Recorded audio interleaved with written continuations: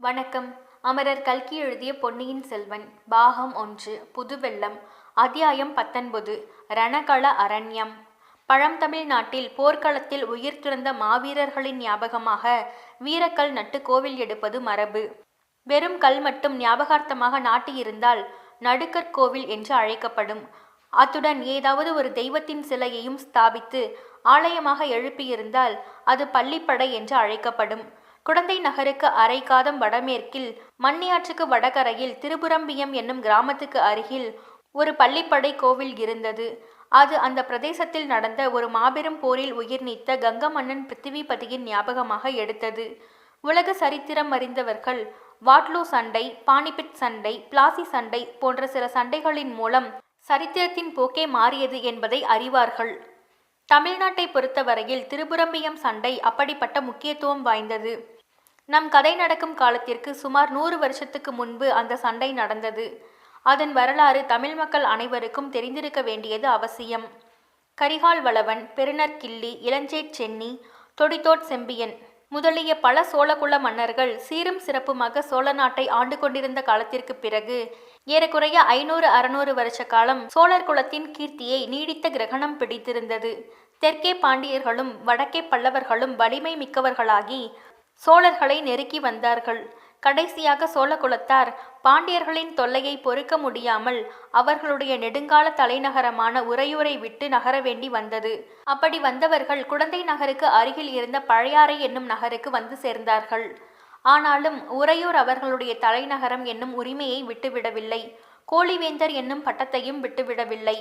பழையாறை சோழ மன்னர்களில் விஜயாலய சோழர் என்பவர் இணையில்லாத வீர புகழ் பெற்றவர். இவர் பல யுத்தகலங்களில் முன்னணியில் நின்று போர் செய்து உடம்பில் 96 காயங்களை அடைந்தவர்.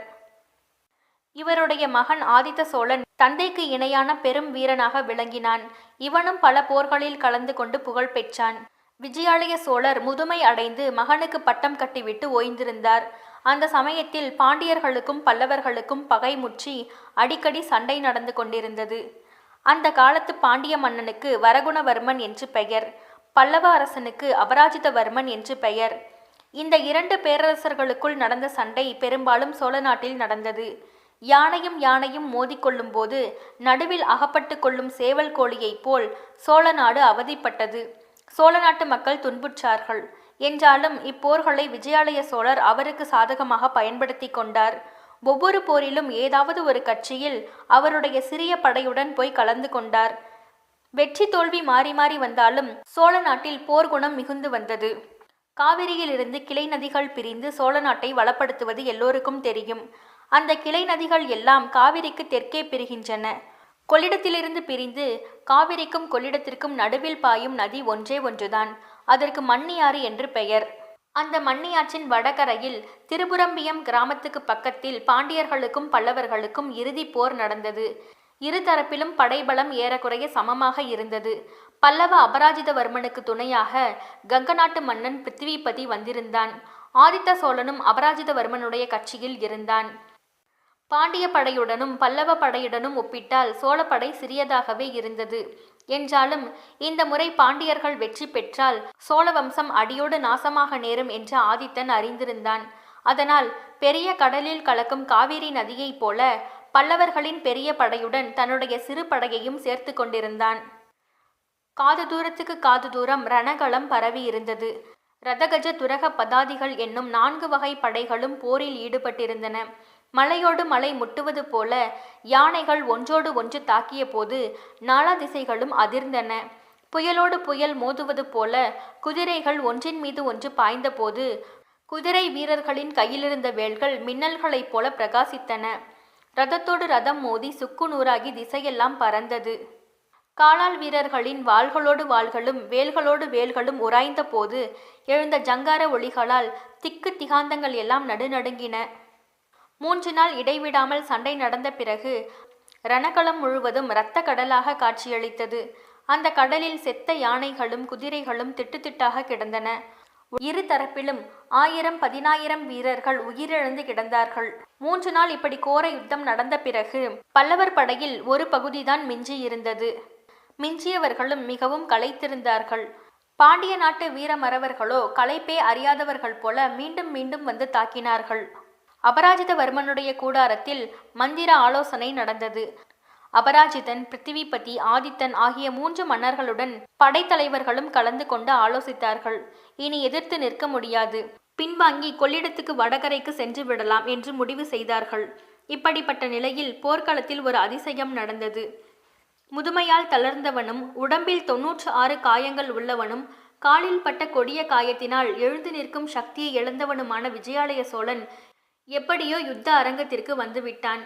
பல்லவ சைன்யம் பின்வாங்கி கொள்ளிடத்துக்கு வடக்கே போய்விட்டால் சோழ நாடு மறுபடியும் நெடுங்காலம் தலையெடுக்க முடியாது என்பதை உணர்ந்திருந்த அவன், யானை, எனக்கு ஒரு யானை கொடுங்கள் என்றான். நமது யானை படை முழுவதும் காலியாகிவிட்டது, ஒன்று கூட தப்பவில்லை என்றார்கள். ஒரு குதிரையாவது கொண்டு வாருங்கள் என்று சொன்னான். உயிருள்ள குதிரை ஒன்று கூட மிஞ்சவில்லை என்று சொன்னார்கள். சோழ நாட்டு சுத்த வீரர்கள் 2 பேர் உயிரோடு இருக்கிறார்களா? இருந்தால் வாருங்கள் என்று விஜயாலயன் சொன்னான். 2 பதிலாக 200 பேர் முன்னால் வந்தார்கள். 2 பேர், தோளில் வலிவும் நெஞ்சில் உரமும் உள்ள 2 பேர், என்னை தோள் கொடுத்து தூக்கி கொள்ளுங்கள். மற்றவர்கள் 2 பேராக பின்னால் வந்து கொண்டே இருங்கள். என்னை சுமக்கும் 2 விழுந்தால் பின்னால் வரும் 2 என்னை தூக்கி கொள்ளுங்கள் என்றான் அந்த வீராதி வீரன். அப்படியே 2 பீமசேனர்கள் முன்னால் வந்து விஜயாலயனை தோளில் தூக்கி கொண்டார்கள்.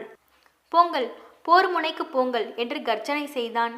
போர்க்களத்தில் ஓரிடத்தில் இன்னமும் சண்டை நடந்து கொண்டிருந்தது. பாண்டிய வீரர்கள் பல்லவ வீரர்களை தாக்கி பின்வாங்க செய்து கொண்டே வந்தார்கள். 2 தோள்களில் அமர்ந்திருந்த விஜயாலயன் அந்த போர் முனைக்கு போனான். 2 கையிலும் 2 நீண்ட வாள்களை வைத்துக்கொண்டு திருமாலின் சக்கராயுதத்தை போல சுழற்சி கொண்டே எதிரிகளுக்கு நடுவே புகுந்தான். அவனை யாராலும் தடுக்க முடியவில்லை. அவன் புகுந்து சென்ற வழியெல்லாம் 2 பக்கமும் பகைவர்களின் உடல்கள் குவிந்து கொண்டே வந்தன. இந்த அதிசயத்தை பார்ப்பதற்காக பின்வாங்கிய வீரர்கள் பலரும் முன்னால் வந்தார்கள். விஜயாலயனுடைய அமானுஷ்ய வீரத்தை கண்டு முதலில் சிறிது திகைத்து நின்றார்கள். பிறகு ஒருவரை ஒருவர் உற்சாகப்படுத்தி கொண்டு அவர்களும் போர் முனையில் புகுந்தார்கள். அவ்வளவுதான். தேவி ஜெயலட்சுமியின் கருணா கடாட்சம் சோழர்களின் பக்கம் திரும்பிவிட்டது. பல்லவ படைத்தலைவர்கள் பின்வாங்கும் நோக்கத்தை கைவிட்டார்கள். 3 வேந்தர்களும் அவர்களுக்குரிய வீரர்கள் புடைசூழ போர் முனையில் புகுந்தார்கள். கொஞ்ச நேரத்திற்கெல்லாம் பாண்டிய வீரர்கள் பின்வாங்க தொடங்கினார்கள். பிறகு அவர்கள் பாண்டிய நாட்டின் எல்லைக்கு சென்றுதான் நின்றார்கள். கங்க மன்னன் பிருத்திவிபதி அன்றைய போரில் பல செயற்கரிய செயல்களை செய்துவிட்டு வீர சொர்க்கம் சென்றான். அப்படிப்பட்டவனுக்கு ஞாபகார்த்தமாக அந்த போர்க்களத்தில் வீரக்கல் நாட்டினார்கள். பிறகு பள்ளிப்படை கோவிலும் எடுத்தார்கள்.